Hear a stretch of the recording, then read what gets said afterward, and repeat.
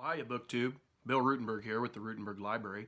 Wanted to come to you this morning and chat about a book that I recently read. I read Einstein, His Life and Universe by Walter Isaacson. And I learned a lot in this book. It was a good book, and I just wanted to share some thoughts that I had with you. I did this as a buddy read with Arion over at Book Zealots, and I think we both enjoyed going through this, and doing it as a buddy read was good because it kind of forced me to make sure I picked it up off the shelf. I always had the plans, but it's one of them that kind of gets put on the back burner just because it's not really a topic that I tend to read a ton about or any about.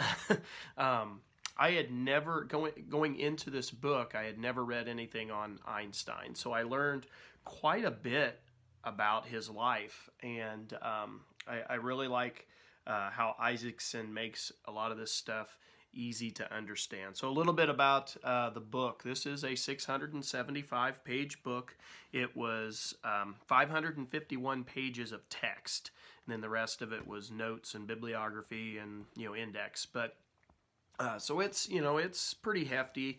My copy is a 2008 Simon & Schuster paperback. I think 2007 was 2007 I think was the original date that it came out, and mine's a 2008 copy. And so mine's a paperback. It's got a nice set of pictures in the middle that go with everything that was going on.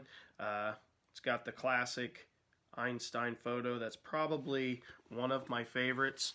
Him on the campus walking from the building.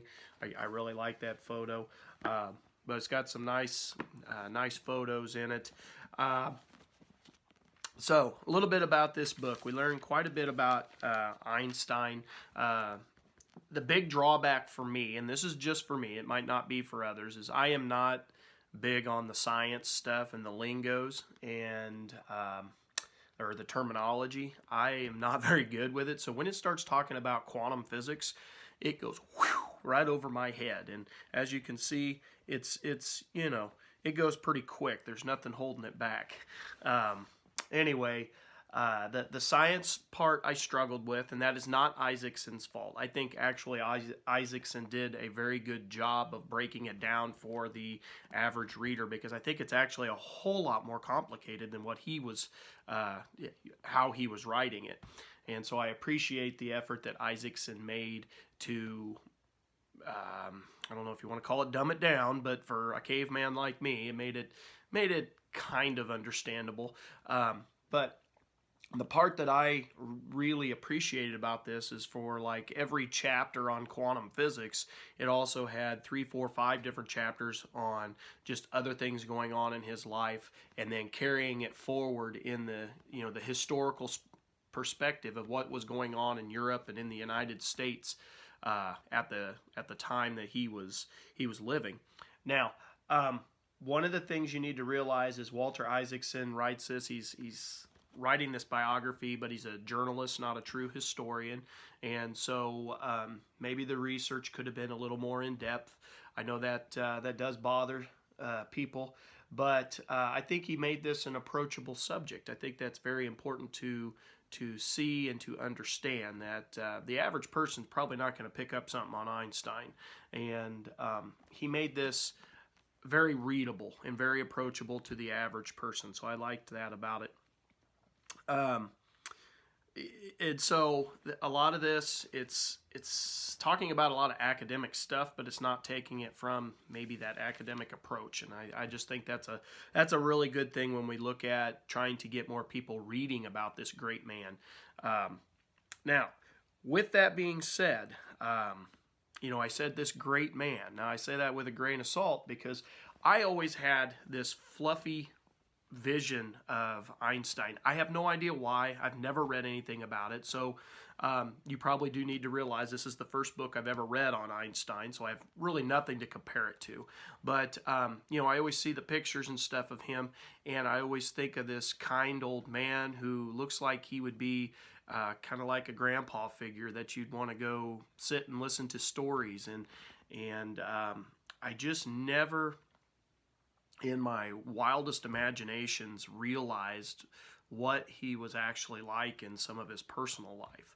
And that bothered me a little bit. I'm not gonna judge the guy. That's not my my role as reading this book. I'm not gonna judge the guy, but it did change my opinion of him a little bit. But anyway, let's get into that. So right off the get-go, Einstein talks about early on in school and how he he became a little bit of a rebel, and his teachers didn't always like him. And part of it was because he was just so smart. He was way ahead of the other kids, and he had a different learning style. And a lot of his teachers did not recognize that different learning style. They took it as more of a they took it personal, like he was trying to insult them, and that was not the case. And there's a part in here I wanted to read to you that I thought was good. This is on page 7, the end of the first chapter here. It says, his success came from questioning conventional wisdom, challenging authority, and marveling at mysteries that struck others as mundane. This led him to embrace a morality in politics based on respect for free minds, free spirits, and free individuals. Tyranny repulsed him, and he saw tolerance not simply as a sweet virtue, but as a necessary condition for creative society. It is important to foster individuality, he said, for only the individual can produce new ideas. So this outlook made Einstein a rebel with a reverence for the harmony of nature, one who had just the right blend of imagination and wisdom to transform our understanding of the universe. These traits are just as vital for this new century of globalization, in which our success will depend on our creativity, as they were for the beginning of the 20th century, when Einstein helped usher in the modern age. And so it really, it kind of sets the tone for the whole book, because that's what he does throughout his career. He questions the conventional wisdom. What is set in stone, so to speak. He tries to get it out of stone, I guess. And a lot of people had troubles with that. And so throughout the whole book, we keep coming back to that theme or that idea. Let's see here. It's just a shame. I found it a shame that his teachers could not see his real genius that he had. They took that more personal, like he was trying to insult them, and maybe he did insult them in how he talked to them a little bit. I don't know, but I think that he probably could have done even more if that would have been fostered early on, and he would have been allowed to explore. Now, Einstein, we found him, as Ariane and I were reading, we found him to be kind of a self-absorbed person. I used the biggest example. When he gets married, he stays separated from his family for a long time. And that bothered me. The father and husband in me, that really bothered me. I know when I got married, I wanted to be around my wife all the time. I wanted to be around my babies when they were born and as they grew up all the time. And it didn't seem to bother him to be away from. I mean, it bothered him a little bit, according to Isaacson, but not enough to do anything about it. He would stay in another city, another country, away from his family for months at a time. And he had ended up getting married twice, and I don't think you can expect a marriage to work if you're not around your spouse to work on it. I just think that's an active endeavor, and Einstein, I think, struggled with that. And that separation is really what caused a lot of the issues in his first marriage.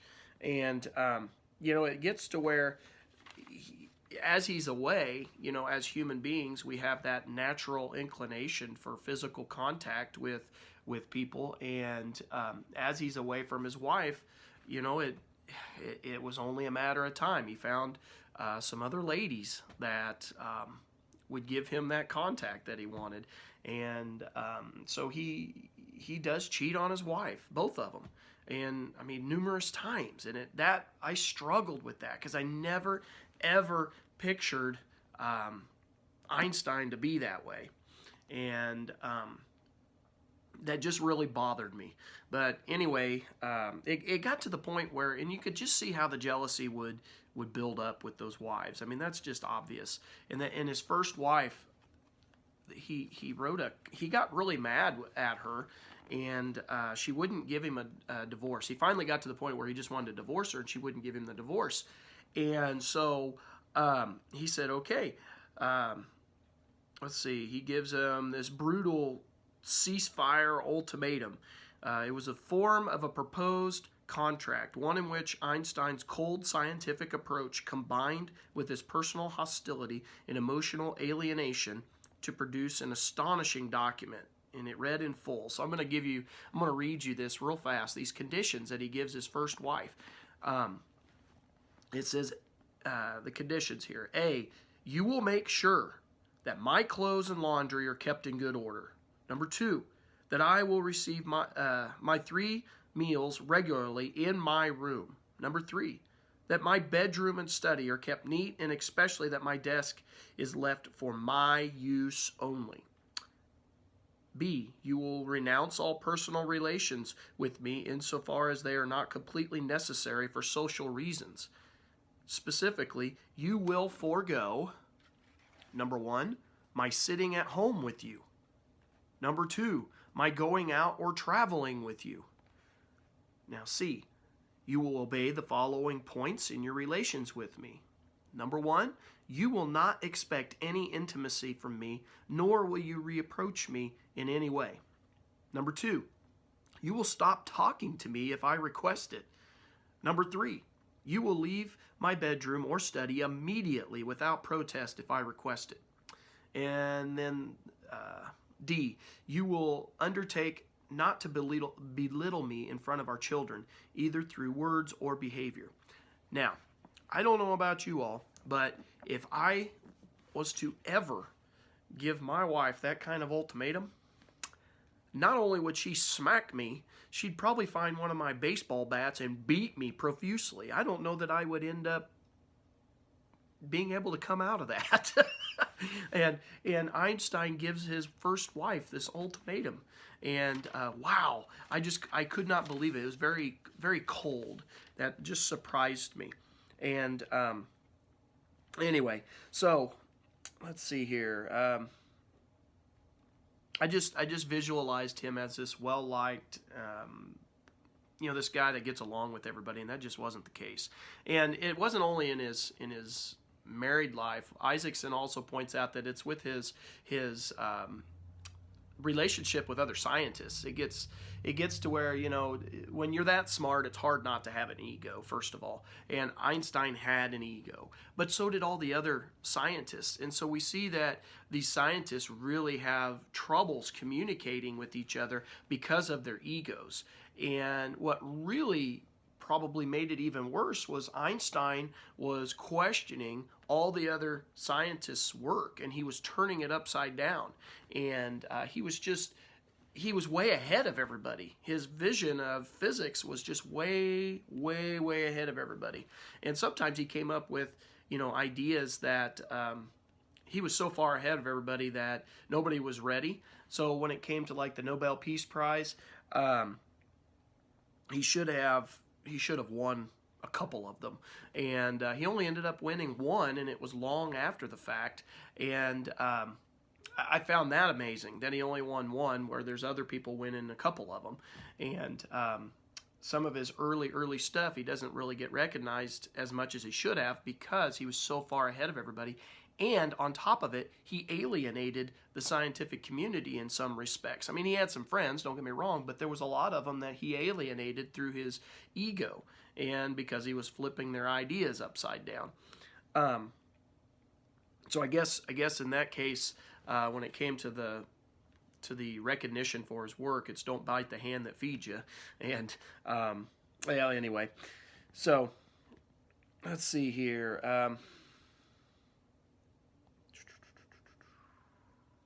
Another thing that really struck me was how, as he's trying to move along in his academic career, he wants to teach, he wants to move into the scientific community, like at the university level and everything. And it really surprised me I mean, it did and it didn't, but that him being Jewish, even though he really wasn't a practicing Jew at the early on, that really prevented him. And people would find out that he was Jewish and they wouldn't hire him. And he had a tough time getting a job initially because of that. And he got blocked in a lot of his career paths because of his religion. And that kind of that bothered me. I think you take the guy at his genius, not at his religion. But that was excuse me, that was Europe at that time period. That was the anti-Semitic movement that was going on in Europe. And Isaacson, I think, does a wonderful job of painting that throughout the book, how Nazi Germany, the idea behind Nazi Germany didn't just start with Adolf Hitler. Those ideas, the anti-Semitism was there for a long time before the Nazis took over, and then the Nazis just steamrolled it ahead, and that really affected Einstein. And I really think that that's one of the reasons he liked coming to the United States is the religious freedom. And even here, he still saw some stuff, but it wasn't nearly what he was seeing back in Europe. That was kind of Isaacson just does a really good job of taking us through the historical aspect of things that were happening in Europe and how they affected Einstein and how Einstein affected them. He did kind of stick with a lot of the scientific community, but that's to be expected. I mean, it should. But it also gets into something that I really enjoyed was towards the latter part of the book, the last 1/3, he talks about Einstein and his political motives. And he wasn't just in science; he also gets involved in politics. And he was a socialist, which I didn't know, and so that was interesting reading about that and how that plays in. He was a pacifist, which that part didn't really surprise me, but he shows how that really works out in his political endeavors. And he probably could have gotten even more involved, but Einstein luckily was smart enough to realize that that wasn't his cup of tea, and he didn't really need to be in that. It wasn't his specialty to be in politics, but he was an outspoken person, and he had a lot to say about the creation of Israel, and they wanted him to be a part of that, and that was really interesting. I thought that was good, but his stuff was very interesting. And let me read one last quote to you. This was something that struck me, that I just liked it. Einstein says the most important human endeavor is the striving for morality in our actions. He wrote a Brooklyn minister. Our inner balance and even our existence depend on it. Our morality in our actions can give beauty and dignity to life. And I really liked that quote. And then towards the very end, when he and Elsa left for Japan in 1922, he offered her daughters some advice on how to lead a moral life. Use for yourself little, but give to others much. And I really, really liked that. Matter of fact, I think I'm going to take that quote and put it up in my classroom. I really like it. Use for yourself little, but give to others much. And, just give of yourself to others. That I thought that was really good. And Einstein, in a lot of cases, had that in mind. Now, like I said, he was selfish too, in his personal life. I do get that. But when we talk about just how we interact with mankind in general, I think that was great advice. And just to kind of wrap things up, I was talking to my wife in the car the other day, and I was like, I got to get this done. I don't know if I'll have enough to say. And as we got to talking about the book, I got to rambling. I probably rambled for 45 minutes about Einstein and, just different stuff. I'm not going to do that here. I'm already past 19 minutes, so I probably need to wrap this up. But I think Isaacson does a good job, especially if you're not a scientific person. He takes a very complicated subject matter and makes it very readable, very approachable. And if I was to rate this book, I would probably give it a 4 out of 5 stars. And the only reason it's got a 4 for me is some of the stuff was just over my head. And I struggled to get through it personally. I know maybe not other people might not struggle. I struggled to get through some of the science stuff, but the rest of it I loved. So anyway, I would highly recommend the book. Especially if you're a science person, you need to read about Einstein. He's the father of a lot of modern science. So anyway, BookTube, I hope you enjoyed this. I hope I didn't ramble too long. Thank you for watching, and I hope you have a great day. Happy reading.